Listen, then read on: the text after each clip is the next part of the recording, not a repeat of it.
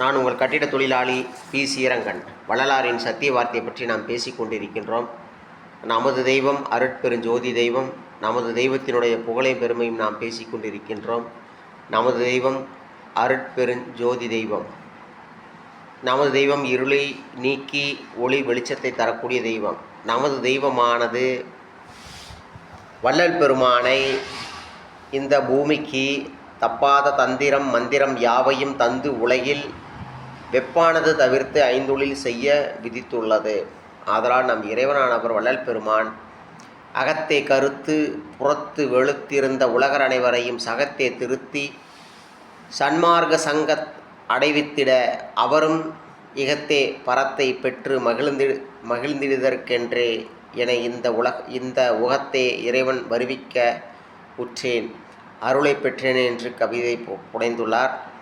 அகத்தே கருத்து புறத்து வெளுத்திருந்த உலகர் அனைவரையும் சகத்தை திருத்தி சன்மார்க்க சங்கத்தடைவித்திட அவரும் இகத்தை பரத்தை பெற்று மகிழ்ந்திடுதற்கென்றே என்னை இந்த உகத்தே இறைவன் வருவிக்க உற்றேன் அருளை பெற்றேனே என்று கவிதை புனைந்துள்ளார்.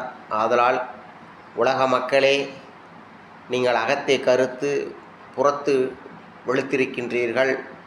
உங்கள் அனைவரையும் சகத்தை திருத்தி சன்மார்க்கம் சங்கத்தை அடைவித்திட நாங்கள் நாமக்கல் மாவட்டம் மூனூர் தாலுகா பாலப்பட்டி என்ற கிராமத்திலே சமரச ஞான சுத்த சன்மார்க்க சங்கம் ஒன்றை ஆரம்பித்துள்ளோம். எங்களுடைய கொள்கை கொல்லா நெறியே குருவருள் நெறி. எல்லோரையும் சன்மார்க்கம் சங்கத்தை அடைவித்திட வேண்டும் என்ற வள்ளல் பெருமானுடைய நெறியும் கொள்கையும் எங்களுடையதும் அதுவே ஆகும்.